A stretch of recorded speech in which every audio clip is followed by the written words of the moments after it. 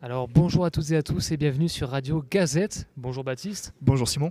Et aujourd'hui nous nous retrouvons pour une émission spéciale, déjà car il est très tard, il est presque 1h du matin. Mais elle est spéciale également car nous recevons un invité spécial, Jean Lassalle, bonjour. Bonsoir Baptiste et Simon, vous êtes en pleine forme à cette heure-ci. Hein? Ah, on essaye. On essaye. Radio Gazette, putain, dis donc. Enfin, non, pas putain. Vous tenez le coup, hein. Ouais. Il faut. Alors, Jean Lassalle, vous êtes député des Pyrénées-Atlantiques.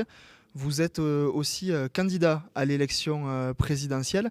Est-ce que vous pouvez nous expliquer pourquoi vous vous présentez de nouveau à ce scrutin après 2017 où vous avez obtenu près de 1% des suffrages? Un 23 quand même. Oui. Ça compte, quand il y a si peu. Ça fait beaucoup de gens. J'ai participé à 26 élections, j'en ai gagné 25 et j'ai pris une tannée, une raclée impitoyable à celle de la présidence. Et puis après, j'ai gagné les législatives de nouveau derrière, au Pays des Basques et des Béarnais. Bon, j'ai été assassiné politiquement parce que je n'étais pas invité. Le Critéricon ne m'a pas prêté l'argent qu'il devait. C'est même pas prêté. L'État te donne 800 000 euros pour faire campagne quand tu as les 500 signatures. Eh bien, je ne les ai jamais vus.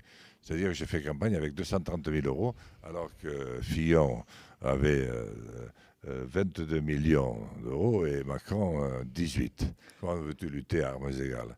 Donc j'ai été assassiné, je n'étais jamais invité, sauf dans les 15 derniers jours, quand la photo est faite, chacun a choisi son petit Mélenchon, son petit Zemmour, son petit machin, s'il se qualifie d'ailleurs, hein. Il faut qu'il se qualifie d'abord. Moi je suis qualifié, pas eux.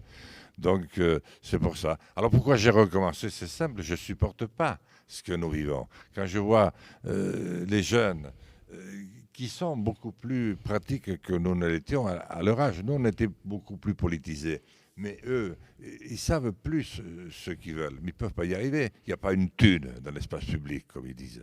Il n'y a pas une thune pour qu'ils puissent entreprendre quoi que ce soit. Et je ne supporte pas de voir notre grand et beau pays s'affaisser devant nos yeux sans que nous puissions bouger. Notre pays est en état d'occupation, on ne le voit pas, mais l'occupant tient les médias, l'occupant tient les radios, les télés et les sondages d'opinion. D'accord. D'ailleurs, je tiens aussi à vous féliciter parce qu'au moment où on tourne cette vidéo, il faut le savoir, vous venez de passer cette barre des 500 parrainages et du coup, vous êtes le 5e candidat à passer ce cap. Du coup, c'est assez important pour ce scrutin. Félicitations. Je suis pas mal sur la grille de départ. On voit dans votre programme une part importante du citoyen et vous voulez susciter l'engagement du citoyen. Et du coup, pour ça, vous souhaitez instaurer un référendum d'initiative citoyenne. Est-ce que vous pouvez développer ce point-là? Oui, c'est-à-dire que c'est un point qui a été réclamé par les Gilets jaunes et qui voulaient qu'ils puissent déclencher eux-mêmes ce référendum. Donc moi je suis tout à fait favorable et je le mettrai en œuvre si je suis président. Mais le président peut aussi organiser des référendums.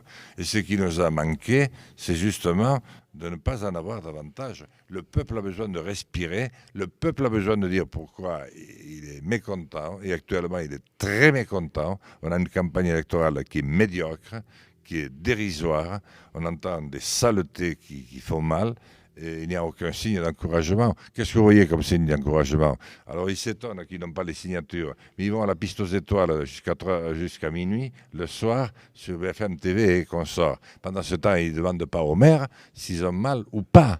Donc moi, pourquoi je me suis représenté? Parce que je ne supporte pas ça. La France, c'est autre chose. Et je parle à mes amis les jeunes. C'est vous qui allez prendre la suite.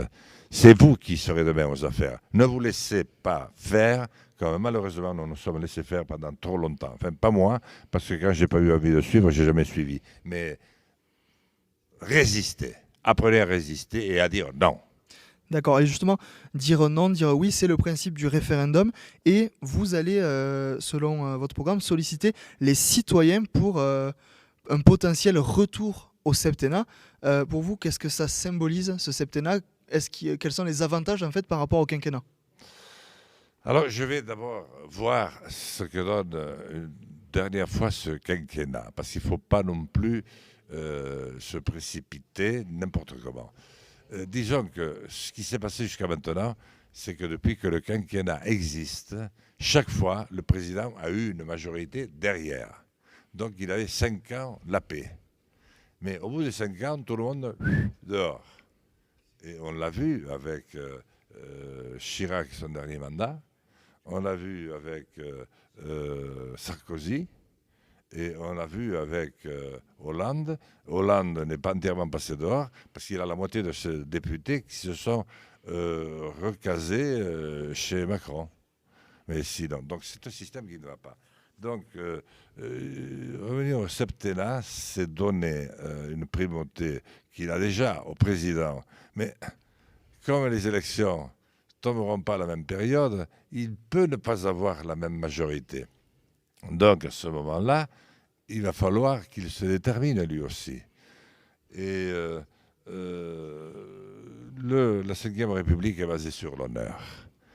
Quand tu gagnes, tu gagnes. Mais quand tu perds, eh bien, moi, je suis pour que tu aies une deuxième chance. Sinon, il faut t'en aller et laisser la place libre. C'est l'honneur. Tu as une énorme responsabilité, tu as d'énormes avantages pour la mener. Eh bien, il faut que ça ait un prix. C'est le prix de l'honneur. Or, nous n'avons plus aucun honneur en France, les dirigeants que nous sommes. Alors, vous voulez aussi, au niveau de la jeunesse cette fois-ci, créer un service national universel, militaire ou civil. Alors, dans quelles conditions ça se ferait? À quel âge? Quel aménagement avec les études? Comment ça se passerait? À l'âge de 18 ans, parce que c'est finalement l'âge où je casserai le moins peut-être les études, du 20 septembre au 20 juin, les 700 000 jeunes, ceux qui veulent apprendre le maniement des armes ou qui veulent apprendre comme en Israël les méthodes nouvelles de position pour défendre le pays pourront le faire. Ceux qui veulent aller dans des hôpitaux, qui veulent aller dans des reconstruire des villages qui sont en jachère ou qui tombent, refaire des murs, reconstruire l'entrée des villes, et puis reconstruire les campagnes, ce qui est un très grand chantier, il faut beaucoup de main-d'œuvre, eh bien, pourront le faire. Et je leur donnerai la possibilité de passer tous les permis de conduire, après avoir passé un accord avec les auto-écoles. Et ça, c'est quand même un cadeau, hein, parce que passer les permis, aujourd'hui, c'est cher. Hein. Tous les permis, moto y compris, tous les permis. Et puis, ensuite, je leur donne une annuité de retraite hein, à la fin. La possibilité d'aller aussi à l'étranger si ils ont un projet qui convient et qui rend service. Nous avons toutes ces îles et ces territoires d'outre-mer où il manque des jeunes qui aient un peu de fraîcheur et qui viennent leur rappeler que le continent les aime passionnément. Et puis, à la fin, ils pourront se séparer avec le 05 et le mail de tous les copains d'une même génération. Et ça n'a pas de prix parce qu'ils seront beaucoup plus forts qu'ils ne l'étaient auparavant. Je ne vois pas d'autre solution pour recréer la nation et pour recréer cette réconciliation dont nous avons tous besoin. Alors, on le voit, il y a une place importante donnée aux jeunes dans votre programme, et notamment des prêts étudiants de 20 000 euros à taux zéro, mais aussi un RSA jeune qui serait plus développé. Est-ce qu'il y aurait d'autres propositions dans votre programme par rapport aux jeunes, par exemple, pour l'accès au sport ou à la culture? Oui, bien sûr. C'est-à-dire que dès les tout premiers jours d'école, je veux qu'on mette en place un suivi pour que tous les jeunes soient suivis sous l'autorité de l'instituteur ou de l'institutrice. D'abord, il faut les resanctuariser, les hussards de la République, intouchables. Et on apprend en français. Nous sommes en France, on apprend en français. Et on apprend à compter, écrire et lire. Et puis, il faut apprendre deux langues. Moi, je n'ai appris trois. J'avais à 6 ans, je pouvais parler 3 langues. Donc, le cerveau d'un enfant est une éponge et plus tard, ça servira. Le français, et puis après une langue régionale, ça nous fera beaucoup de bien parce qu'on est tous fiers aujourd'hui d'avoir l'originalité de nos provinces, de nos territoires. On veut les porter, on veut les faire valoir, et plus tard, on pourra s'en servir un peu partout. Et puis, peut-être une langue étrangère, pourquoi pas, dès le plus jeune âge. Et puis, je veux qu'ils apprennent quelques passes des arts martiaux, pour prendre confiance en eux-mêmes et surtout apprendre à se servir d'Internet et pas subir Internet nuit et jour. Puis ensuite, je veux les pousser pour qu'ils aillent plus vite dans leurs études. Et notamment ceux qui, à partir de 13 ou 14 ans, s'emmerdent à l'école. Ils ne s'y trouvent pas leur compte. Il n'y a rien, ça ne leur convient pas. Donc ils commencent à se mettre par petits groupes, puis ils font des bandes, puis après ils font des petites virées, puis après c'est la fumette, et puis après c'est la bande organisée, et ils se perdent. Moi je veux qu'à cette époque-là, ils se gagnent, c'est-à-dire qu'ils apprennent à devenir des hommes, qu'ils apprennent à travailler, et une partie de formation à l'école et l'autre partie chez des patrons qui les prendront et qui les paieront. Et là je m'adresse aux petites et moyennes entreprises parce que c'est ceux qui ont le plus besoin.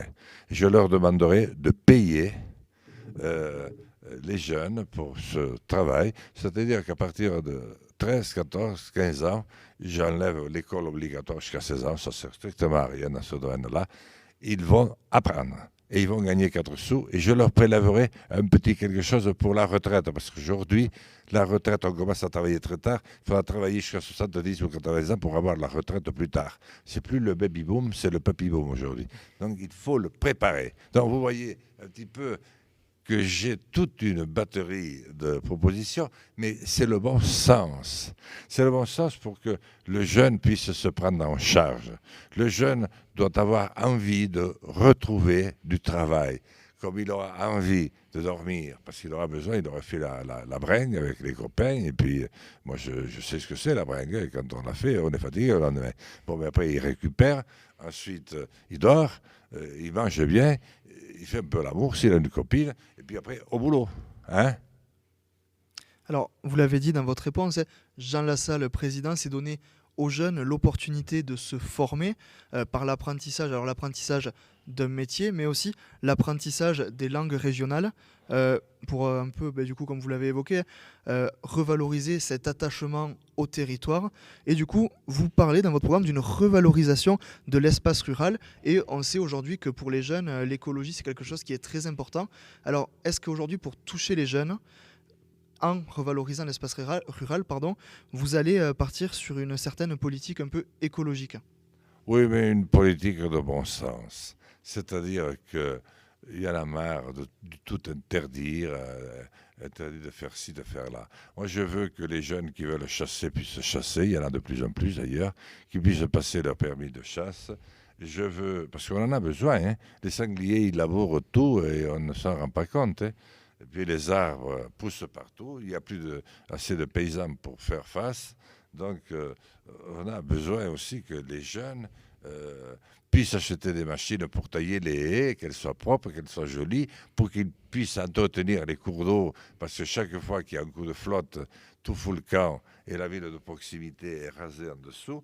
Donc je pense qu'il y a énormément de possibilités de se mettre en valeur et puis de gagner un petit peu d'argent et assez vite et assez jeune.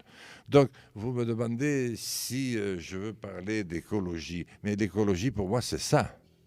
L'écologie c'est pas tout empêcher, c'est pas tout interdire. Et au contraire, moi je crois que dans ces campagnes, c'est pas nous qui avons réchauffé la planète.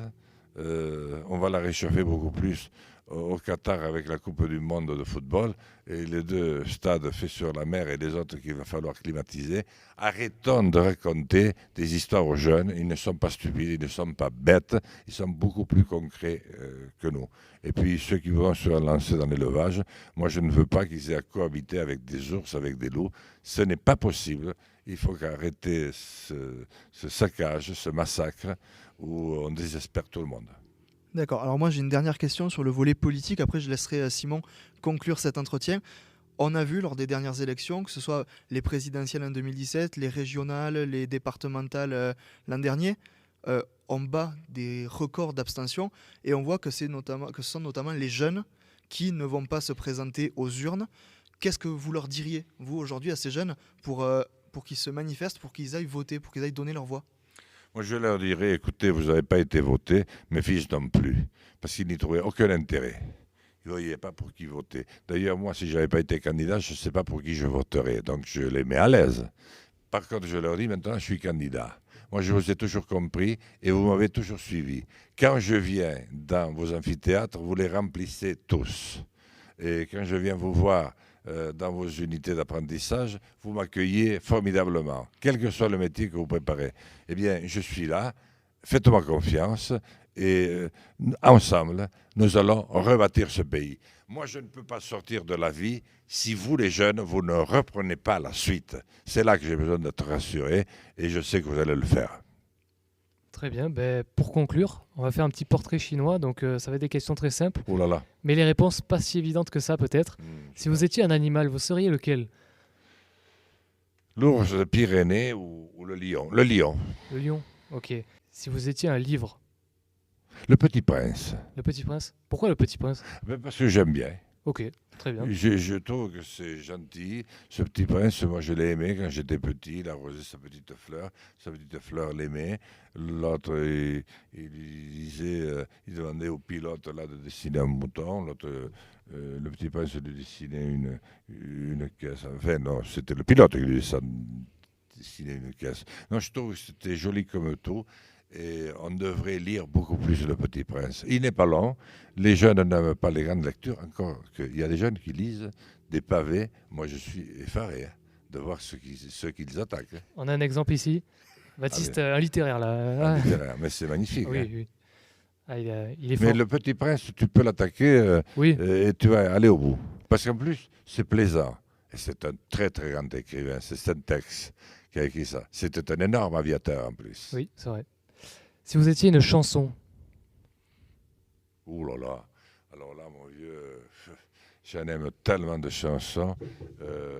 Peut-être un jour, Lara, quand tournera le vent. Un jour, Lara, perdu pendant la nuit. Le ciel était couvert de neige. Au loin, le son du canon tonnait. Je l'ai chanté avec les chœurs de l'armée rouge au Bolchoï. J'étais jeune, mais j'avais une basse qui me permettait de creuser avec devant Brejnev et Kosygin. Et les jeunes qui ne savent pas qui c'est, ils ont regardé le livre d'histoire, c'est les derniers qui ont tenu l'Empire soviétique.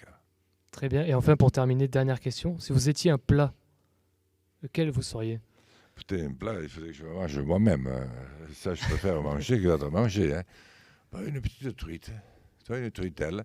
Ou alors une chingare de chez nous, tu sais, de cochon, là, que tu coupes bien dans le gras, là, avec 2 œufs bien cuits, là, Ouais. tu sais, comme il faut, dans la poêle bien chaude.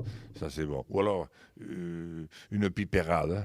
Ok. C'est joli, une pipérade. Oui, aussi, oui, hein. c'est pas mal. Du piment d'Espelette, tu peux voir qu'après, t'es comme il faut. Hein. Après, on est en forme. Oui, voilà, C'est tu as ça. trouvé le mot. Ben, on va conclure cette émission. Merci Jean Lassalle d'avoir répondu à nos questions. C'était un En tout grand cas, moi, plaisir. je vous trouve très en forme parce que je ne sais pas quelle heure il est, mais ça fait un moment que vous attendez, vous avez beaucoup de mérite. Je trouve que votre radio est plutôt bien équipée. Et alors, vous, si je suis président, je vais confier à l'un d'entre vous le journal télévisé de 20h sur TF1 et celui de France 2 à l'autre. Ah ben ça serait un plaisir. Hein. En Ah tout oui, cas, mais vous merci le feriez beaucoup. très bien. Et puis tous les autres, comme ça, je sais que les jeunes vous écouteront. Comme ça, ils sauront ce que je fais. Ils m'aimeront de plus en plus et on deviendra de plus en plus fort. Ça, Voilà. c'est une belle perspective d'avenir. Ah c'est ça. Merci beaucoup en tout cas. Merci à vous. Hein. Et on Au va clore revoir. cette émission. Merci. À la prochaine. À la prochaine.